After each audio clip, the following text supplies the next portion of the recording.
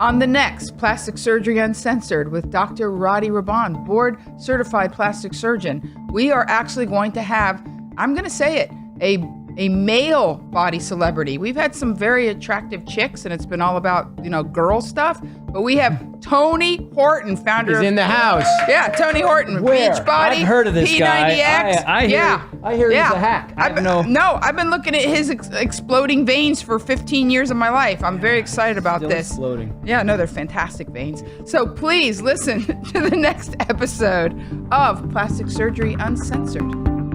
Thank you for tuning in to this very comprehensive and exciting episode of Plastic Surgery Uncensored.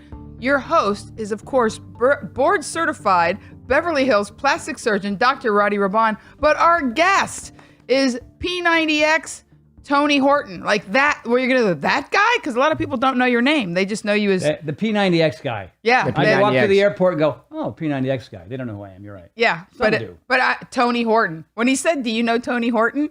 I thought you were a famous black woman. I didn't know who you were until he said the P90X. I'm like, Yes. that guy. That guy. Tony, we're happy to have you, buddy. Roddy, good to be here, my man. Thank you so much for How may coming. I help you? How can I assist you? What do you need from me? So Tony and I go way back. We're buddies. We go way back, and so I'm honored that he is willing to come here and hang out with us for a little while. Why Tony is so helpful and why I'm excited to have him is because on the segments we're always trying to give people transparency and information, not just about plastic surgery, but about lifestyle in which plastic surgery tends to revolve around. And so obviously health, fitness, we had Molly Sims here who was speaking sort of towards moms, but just in general, we had a registered dietitian that was here, but all of it plays into the same thing. If a person can live their life in a way in which they avoid me altogether, that would be awesome. The reality is that there's plenty of problems that you can't work out, you can't eat right or avoid. You can't fix your nose if it's not the way you like. If you had breastfed 3 children and your breasts have deflated, you can't change that. If your ears are prominent. But there are certain things that eating right, exercising, and taking care of yourself can be the difference between seeing or not seeing a plastic surgeon or having a better result as a result of plastic surgery. So why when I spoke to you, remember I told you one of my biggest challenges and where I think you would be so helpful is I often see patients and I say it over and over again, which I see them and I say, listen, at your current weight, you'll have a good result. But if you could lose just 10, 15 pounds, you'll have an amazing result. And usually when I say that to them, they're looking at me like I landed from Mars because most people, it's almost easier to lose 100 pounds than it is to lose that 15, 20 pounds where you're stuck. And so what we'd love for you to do is help us and guide us in maybe giving people some take-home messages, things that, the reality is everybody knows this stuff, but they need it here from somebody. No, they really don't. No, you know what I mean. Like, Some do, but most don't. Nevertheless, take it away. So tell me first of all, how are you and tell me what's going on. I am well. Thank you very much. I worked out for about 4 hours this morning, because I'm 61 and I want to live to be about 101. And after that, who cares? So yes, honestly. exactly. But I'm good. Life is good. I feel great. What have you been up to? What are you working on now? I got a new supplement line coming out in first quarter of 2020 called Power Life. Really fired up about that. And where do people get that Power Life? Well, you'll see it advertised all over the place. You'll be able to get it on Amazon and various places on my website at TonyHortonLife.com. First plug of the interview. Thank you very much. And then after, what else? We've got the Next Level, which is a workout series with Guy MTV Fit and Yoga. So I'm still an ambassador for Beachbody. I still do a lot of their events. We're not making any content right now.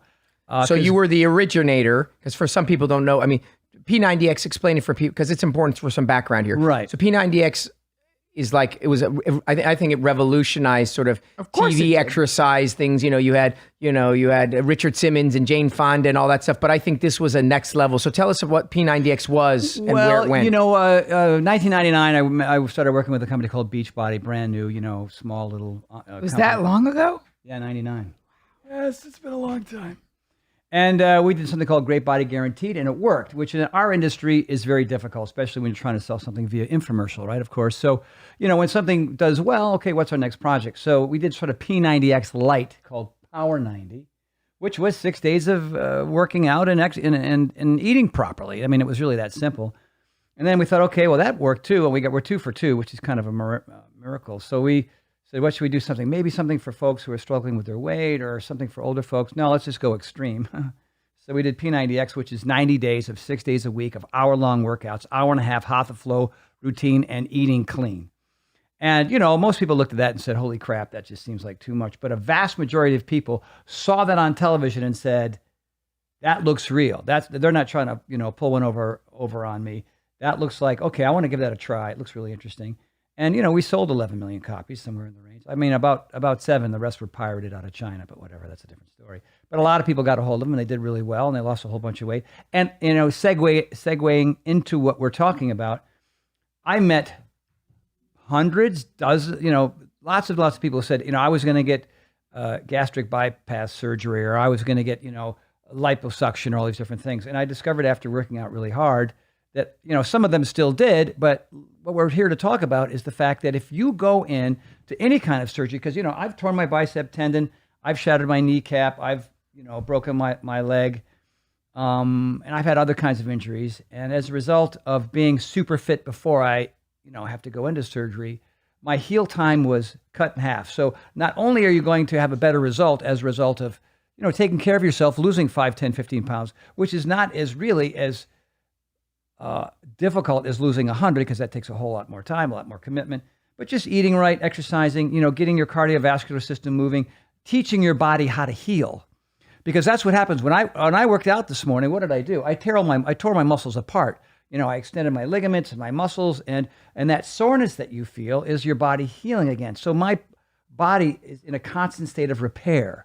And so that's why at 61 years old, I can physically do things I couldn't do in my 20s and 30s, because I like to push the edge of the envelope. So if you're somebody who's going into surgery, whether it's a bicep tendon tear, or somebody who's, having breast augmentation, or having their nose taken care of, or whatever it is, you want to go in as healthy as you can go in. You know what I mean? You want to be Absolutely. able to, because not only, like you said, you'll get a better result, but your heal time will be quicker. You probably won't need the pain medications to the extent that a lot of other people do if they don't take care of themselves. Yeah, and I think that's absolutely true. And, there's different elements of it. One is the internal, one is the external. So, like you said, sometimes you can avoid it. Sometimes you lose enough weight and you get in enough shape. You're like, wow, I really feel happy with the way I am. Awesome. Check. You just bypass your doctor, plastic surgeon. Awesome. Another instance is that you're bound to have surgery because you have loose skin or all these other things. Yeah, I was going to but say you that. want to get into a shape where the result is going to be out of the park. And so these, I, to the best of my ability, try to give them some guidance, because I break it down into my own basics, which is it's what you eat, how much of it you eat, and when you eat it. And it's 80% food and 20% exercise. And that's been my mantra, because at the end of the day, as a doctor, even though I'm a plastic surgeon, I'm not a nutritionist, I'm not a trainer, I still am responsible for these people. I'm not just like, you show up, I operate on you, you go away. I feel like I'm part of that journey. So let's break it down into a couple of things. So let's say, I don't know if you agree, it's 80-20 nutrition exercise. Maybe you have your own formula. He's a fitness guy. He's going to say it's... No, but he wouldn't be where he is if his nutrition wasn't as clean as it is. 100%. I'm writing a book. And the working title is called Food First. See? Oh. Food First. See, I didn't even know that. You There are have what you eat. Jack LaLanne is a guy's, he lived to Love be Jack 96. He was an amazing individual. He was fit as a fiddle. But his whole thing was about supplementation and diet first. Because, it's a physical, mental, and emotional equation whenever you exercise. And if you're eating crap food and assuming that your exercise is going to help, equal things out or improve the quality of your situation, then you're just fooling yourself. So, you want to eat fruits, vegetables, whole grains, lean proteins, healthy fats, whether you're paleo or keto or vegan or vegetarian or flexitarian or whatever the heck you are. It's got to be mostly plant-based. It's got to be whole foods. So you got to stay away from the factory food, the processed food, the things that come in bottles, boxes, cans, and bags as much as possible. And you want to be able to look down at your plate and recognize, the same kind of food that your great-great-grandparents used to eat. If you can do that, you know what I mean? And nobody's asking you to lift a finger, right? Nobody's asking you to do a single push-up or a single pull-up. But if you can start there, get your weight down, you know what I mean? And then begin to move a little bit. Go for walks or something really simple, just to get the blood flow. Because that oxygen that comes into your body, that goes into your brain, into your hippocampus, your dentate gyrus, right? That oxygenated blood that goes through your body, goes through everything, goes through your muscles and your tendons and your ligaments and your heart, and your lungs and your kidneys and all of it.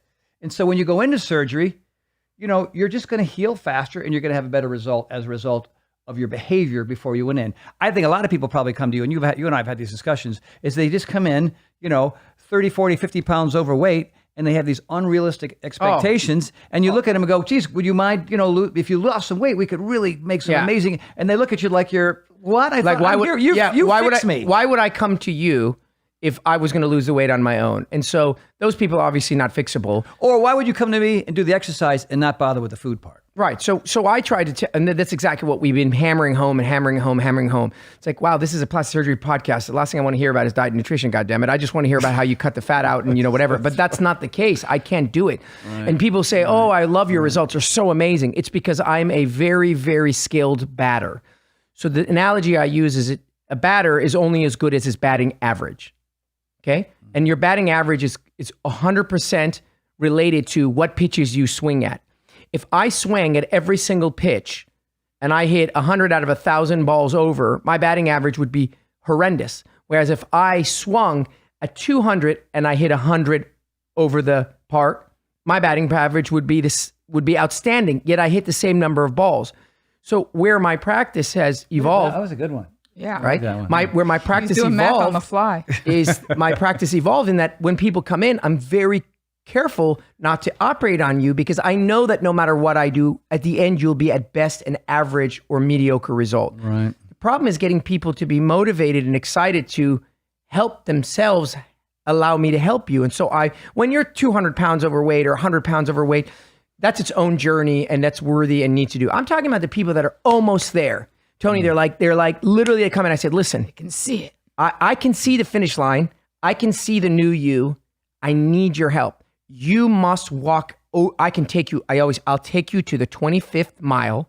You got to walk the last mile of this marathon. Mm-hmm. And it's about getting there. But then the reason why it's so important is because then I need you to maintain it. So you come in, you do this plastic surgery, and there are hundreds of such scenarios. You do this plastic surgery, whether it's lipo or cutting out or whatever, and then all of a sudden, 6 months, a year later, you look the same, worse maybe. And why? Well, whatever the hell you were doing, you're still doing. You're not eating well. You eat late. You binge eat. You eat out of Pringles, whatever it is.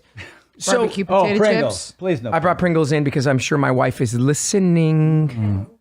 Kettle is at least better than Pringles. Pringles are not, that Pringles are chips, not potato chips, because they're not even potatoes. They're not even really food. Yeah, that's why you can find them at anywhere in the world at any moment. Okay, let's get into like real basics. So what do you eat? What does Tony Horton, what did you eat for breakfast? Well, I got this multi-grain, it's not even, I don't want to call it oatmeal. It's sort of this multi-grain cereal with seeds and nuts and oats and things like that. Where do you get it? I can get it at Trader Joe's. I can get it at Whole Foods. I can get it at... you don't grow it in your house. I don't grow it in my house. It comes in a bag. Okay. But, I flip everything over and I read everything. So I get my blood work done every 6 months and I have it all checked out. And, whether it's testosterone or my hormones or it's estrogen or whatever, all these different levels that tell me I'm a healthy man, right? And so they take 12 vials of blood out of me. And so... that my nutritionist, endocrinologist can look at that panel and say, oh, your vitamin C is off, your vitamin D is off, or we're going to put you on some CoQ10. You know what I mean? You probably want to, you don't need that multivitamin anymore. We'll take you off of that. But we need to get you on maybe off of whey protein and get you on a plant-based protein. So who is this person now? Because I think what we're getting at. So look, everyone listen carefully. Tony Horton, who is in and of himself, like he could be your world's greatest coach, has a coach. He himself has people who help him and modulate him and guide him, whether he said nutritionist, endocrinologist. So again, everybody needs a team to help them through to the other line. So who's this person that you're seeing? Her name is Heather Fitzgerald. She's right here in Los Angeles. And it doesn't matter who specifically, but what does she do for you? She helps tweak she helps me, tweak my nutrition because, I had Ramsay-Hunt syndrome a while back, so it's basically shingles in your ear and it affects the 5th, 6th, and 7th nerves of your face. So I had Bell's palsy for a while. I went through about a year and a half of pure hell. And so, a lot of people who have what I had don't fully recover. And I'm still not fully recovered, but I can pretty much fake it for the most part. I have stability issues. I have something called bilateral vestibular hypofunction now, also in conjunction with Epstein-Barr. It's awesome. Yes. But a lot of I know people what that is. don't want to train their ass off. They don't want to do all the rehab balance work, and they just keep doing what they were doing. Now they have this disorder that affects their balance and their adrenal glands, and their cortisol levels are through the roof, and there's all these different things. But they keep behaving the way they used to behave. So this thing that is manageable, kind of like what we're talking about, becomes the bane of their existence, which is sort of a bummer when it doesn't have to be.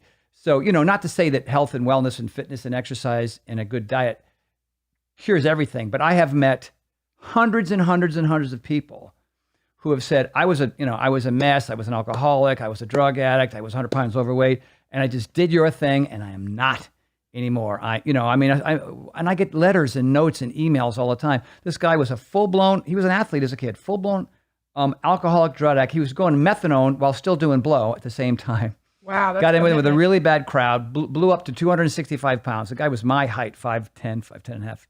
And then he got out of that crowd. He was hanging out with this girl. Have you ever tried P90X? And he said, well, I know that stuff on TV is crap. And then that first routine, which is chest and back, 24 sets of pull-ups and push-ups, he just said, I'm in. He dropped all his weight. He got off the cocaine, got off the methadone, left. That girl wasn't his wife, but he met a new gal, got a great job, has 2 kids, and he's still fit. And that was 15 years ago. Right. So but that doesn't answer what I eat. But it's natural to go from that to that, which is that's what we're trying to, that empowerment, that potential for change. It all begins from one step. The one step is, what do you eat? Because you are what you eat. That's why you're writing that book. And the reality is people struggle at the first step. When you are an alcoholic, methadone, blah, blah, blah, blah, blah, it's hundreds and hundreds of miles away from home. Sure. And so what you want to know is, okay, just turn me in the direction I need to start walking at least, because I don't know if I should walk north, south, east, or west. And so the first thing to do is say, what do you eat? So breakfast, you eat this whole grain. What did you have? What do you eat for lunch on average? Give me some of your lunch. Well, a lot of salads, a lot of fruit in between as snacks, a lot of seeds and nuts and things like that for snacks. Some days I'm a grazer, and then some days I'm eating 3 meals a day. I don't have any sort of set I understand. pattern on the food. I mean, it's fruits, vegetables, whole grains, lean proteins, healthy fats. For lunch today, Shauna, my wife, made this turkey curry. So turkey, she took a turkey and put it in the oven, cooked it, broke it all down, put it in a massive pot, and just jammed it with vegetables and put curry powder and all kinds of spices and things. And it's in 3 containers in the refrigerator that I live off of for a couple of days. Okay, so meal prep is another thing that people don't seem to understand. Well, yeah. So I don't eat at fast food joints. When I go to restaurants, I'm very particular about what it is, and I'll go to the waiter and I'll say, especially if it's a steak joint, and it's really hard for me to find something to eat. I have set rules on what I eat and what I don't eat. Coca-Cola might as well be crack cocaine to me. I'm not going to drink that. I don't need dairy in my diet. I don't need soy and corn and all these. So let's go through these things. So I'm going to take them one by one. Do you eat dairy? I avoid it like the plague. I just don't really need it because it creates a lot of inflammation. Well, this is I don't want to say it's controversial anymore because I think it's pretty well studied.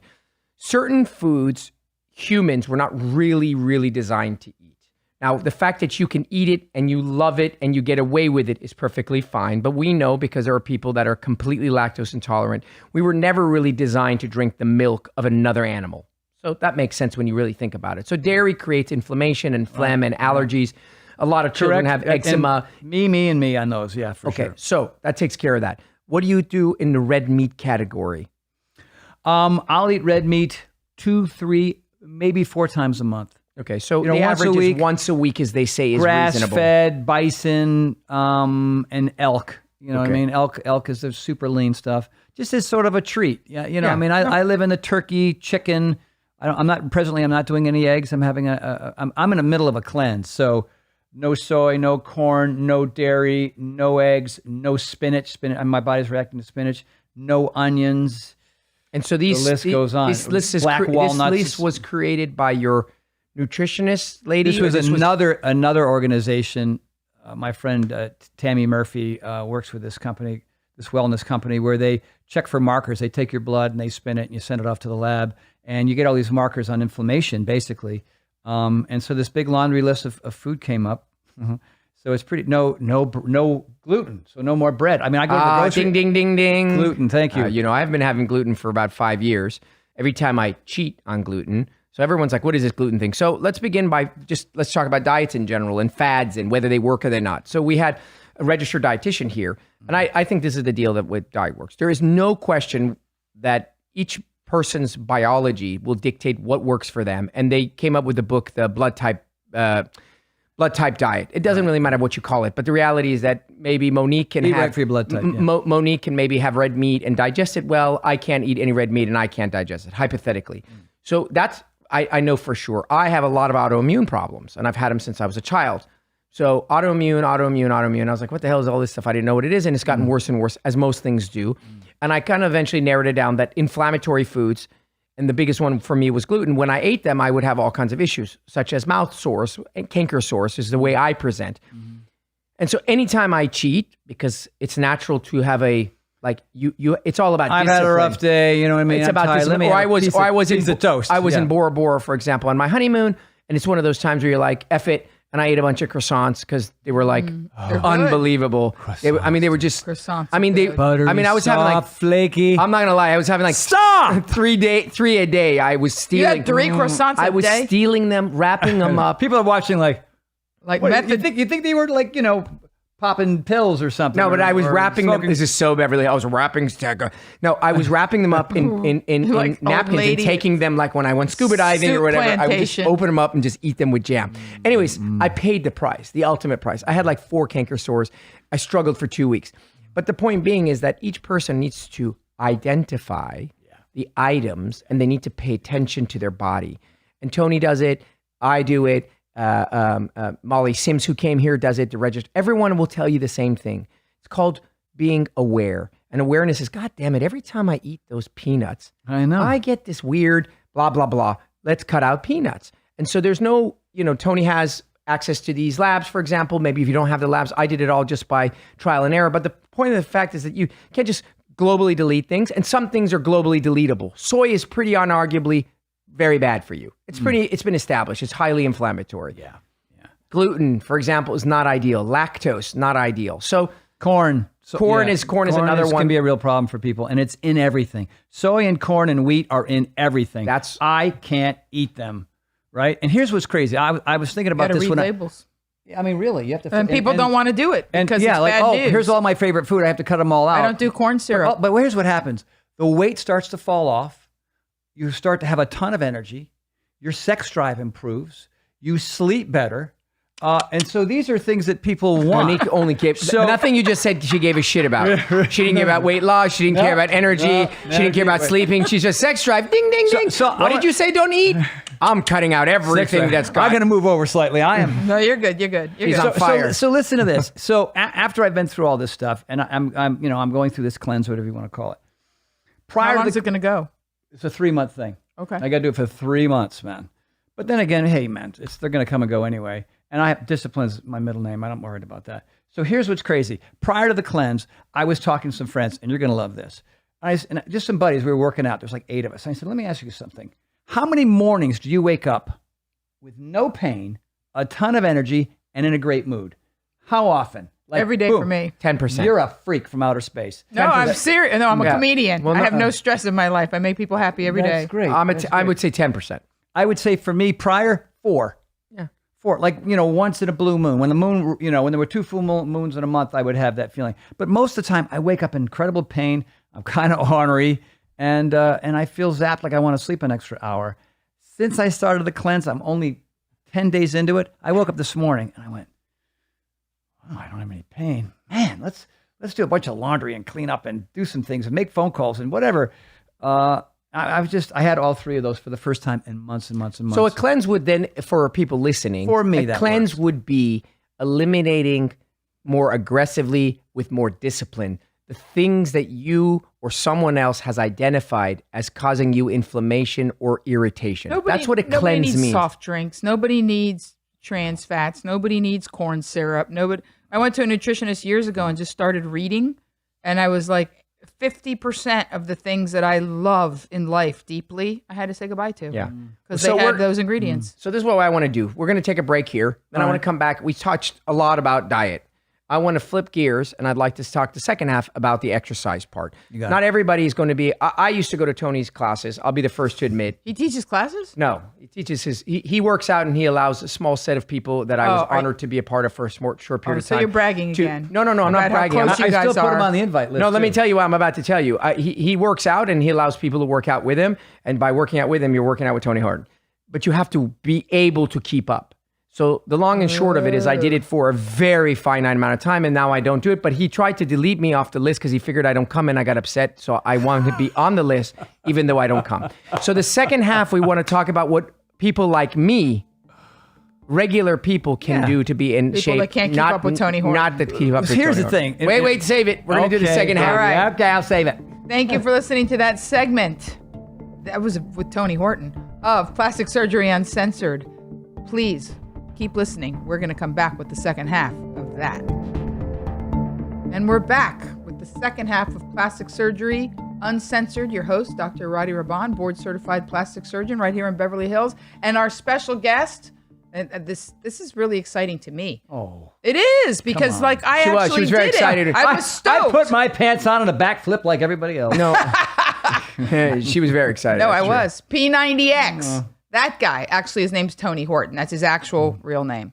Tony Horton. Yes, All right. Roddy. So the first segment was about diet related stuff. And I think we, in a little quick summary, was number one, don't eat like shit. Number two, Eat better. Eat stuff that your Find out. great-great-great-grandparents would recognize. Number two, From the garden. Number two, detox by finding what things really listen to your body and see what things are causing you some irritation. And get some blood work if inflammation. you can. If you're in an area where that's something you want to do, these are things that tell you very specifically, you know, where you're short, where you aren't. And then if you've got somebody who you trust, an endocrinologist or a nutritionist, you know, just do what they say because they're an expert. And if you do, you're going to feel a whole lot better, lose the weight. So when they come see you, you don't have to work 10 Yeah, times and as hard. the final point is that even Tony Horton has people on his team, and so I think that's really important to create a team approach. Now, shifting gears, we want to talk about the second half of this proposition, right? The goal is I'm almost there. I'm almost ready to not have to have surgery, or I'm almost ready to have surgery and I want to have the best outcome. It doesn't matter what the reason is. I'd like to lose the last 10 to 15 pounds. And so we talked about the diet half. Now we're going to talk about the exercise half. So let's talk about what the average person can do other than P90X. What are the steps, the basic, let's say 5 things that you would say to someone who's an average blue collar person, getting up in the morning, going to work, coming home and just struggling, but they want to lose the 10 to 15 pounds. Exercise wise, what are the things that they need to know? Here's some backstory first. Okay. Fitness is not just a physical thing. It's a mental and emotional thing. Most people, not most, but quite often, a lot of people who want to lose weight want to do it for aesthetic reasons.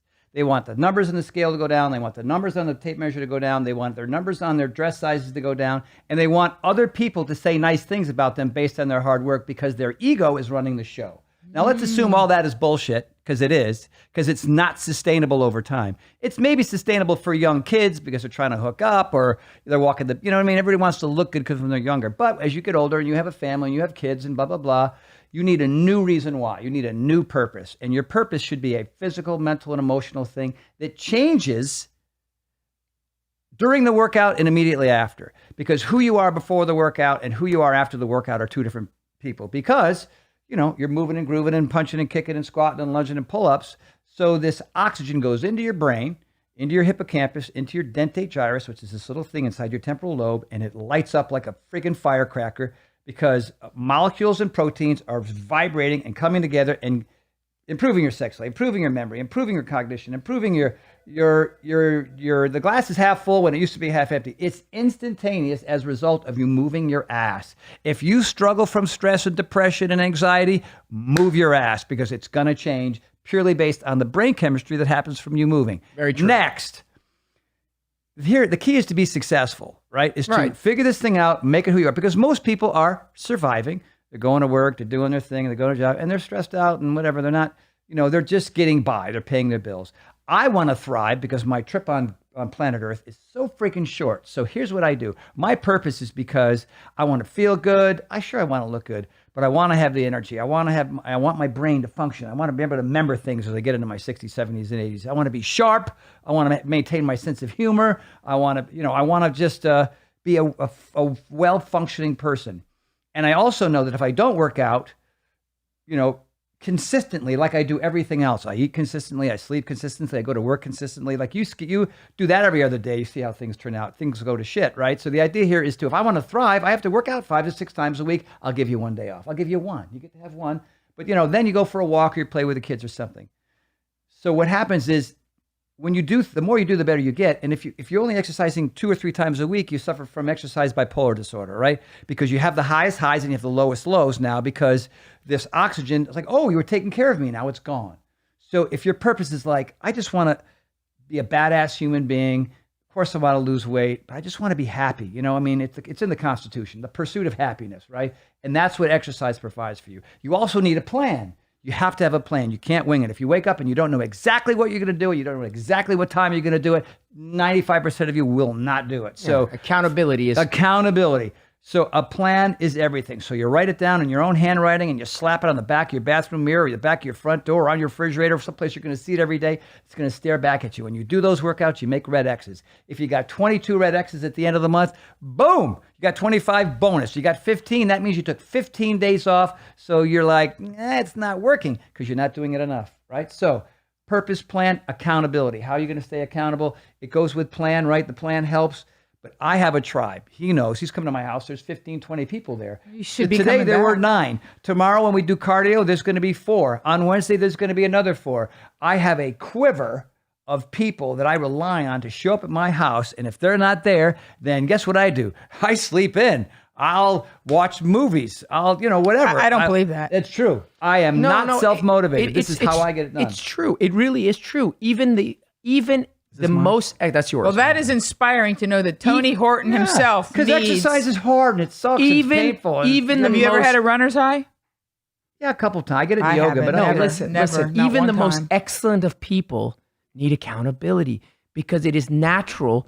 It is natural to choose the path of least resistance. No human being is wired for agony and painfulness. So some are. very few. Like long distance runners who just get up at the crack of dawn and go run 50 miles. There's 10 of those. But people. most I'm people very realize suspicious of them. Most I know, people it's realize that working out is painful. It's at the time that you do it, you don't love it, but you love it afterwards. I'm going to tell you something. You know what? It's like volunteering. I'll give you a perfect analogy. I volunteer every year. I go to third world countries. People are like, oh, that's amazing. You know what it is? It's a pain in the ass to get up, to give up time off work, to go to these countries, to fly in the planes, to sleep in cots, to eat shitty food, to expose myself to bizarre diseases, to get up early, to stay up late. But you know what? The endorphin, the feeling of good, the fact that I made a difference, all that afterwards pushes me to do it again. The actual act of volunteering is not fun. It's the difference that I make that is fun. The act of working out for most is uncomfortable. The sit-ups hurt, but the endorphins are, so it's one of those things that he's absolutely right, that it's like, he'll tell you he's not loving the agony of his workout, but he has a plan, he has a purpose, he has a plan, and he has accountability. What's the next one?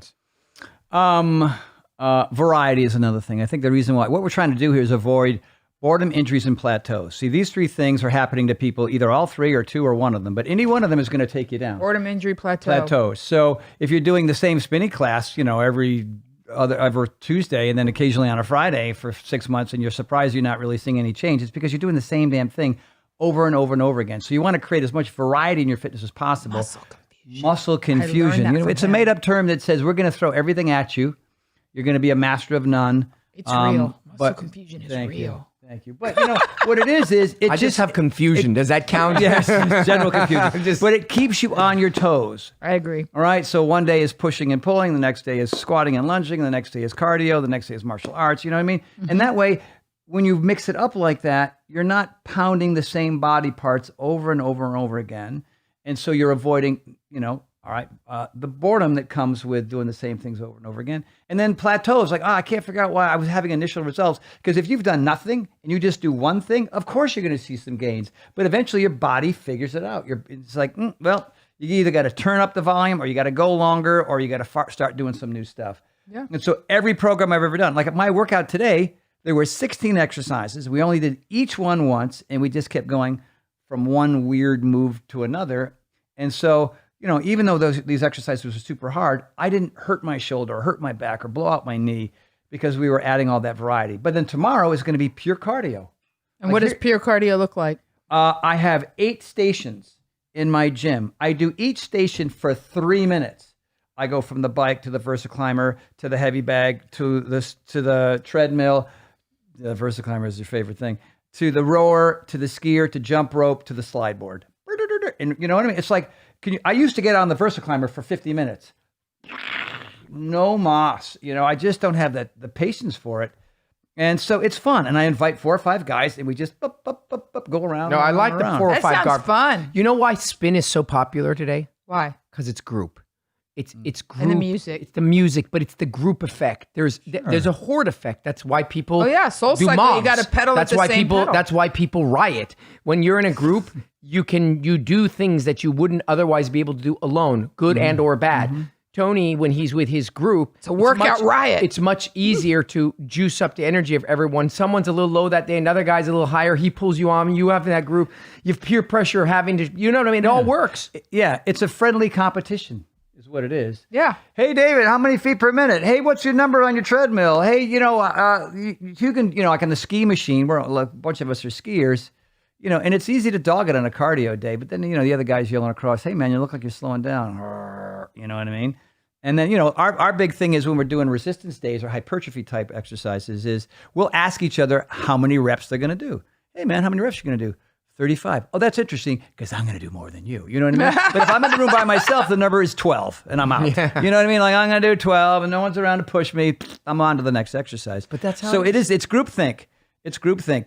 If you've got a great tribe, and I always say, get the naysayers and the sycophants and the finger pointers and the jokers out of your life, man, because they're just dragging you down. Agreed. It's just those people, and sometimes they're your husband or your wife or your kids or your aunt or your uncle, and it's not easy. But then, my other thing is ask for what you need. If you've got all this chaff in your life that's just making, your discipline and your willpower and all these things more difficult, a lot of it has to do with the fact that you get the wrong people in your life and you're not asking for what you need. If you can ask for it, hey, you know what? I'm getting a sense that, I don't feel happy when we're having these conversations. I feel like, like I have more potential, but I'm not getting that support from you. So let's make a deal.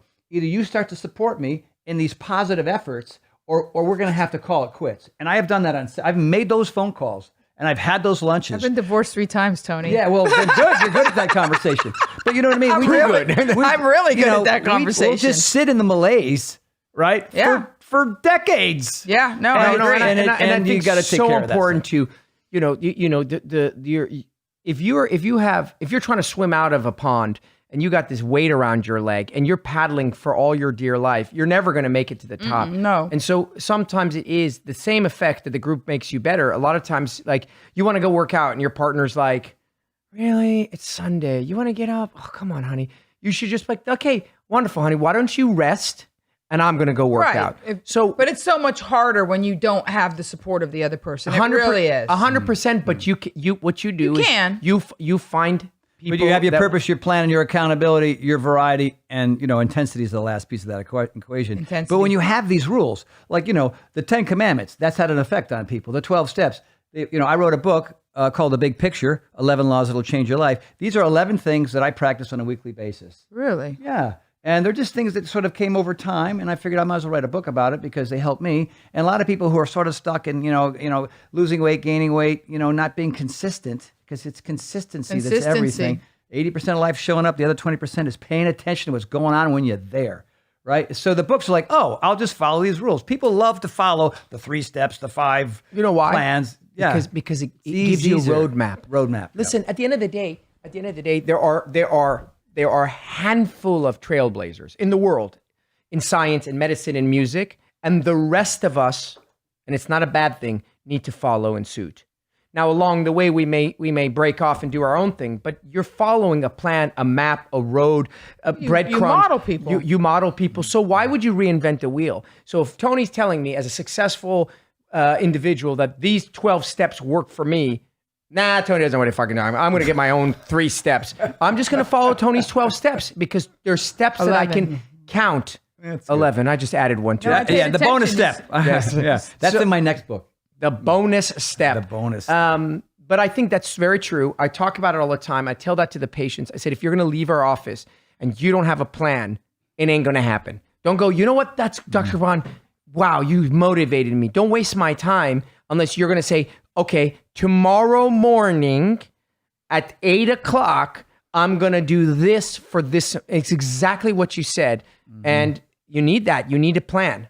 You know, the biggest bummer is, and I see this in my industry as well, and I know you see it, and you mentioned about it earlier in maybe the first segment, but people who say, okay, all right, this is it, because making a decision to have plastic surgery is a big decision, especially when it comes, not noses and those type of things, but, you know, when you're dealing with Big stuff, like the lower, from the neck down stuff, and you come in and maybe you've committed to losing that 5, 10, 15 pounds, and then you go through plastic surgery and you don't change your behavior, and then 6 months, a year, 2 years later, you look worse than you did before. Like, think about that. I've invested that amount of money, time, money, to be with this great doctor, to be able to take care of something, and then I just keep the same old crappy habits. And I've seen that all the time. Like, I do these live events, and I'll see people like, you know, every year I show up in Chicago or Miami, wherever.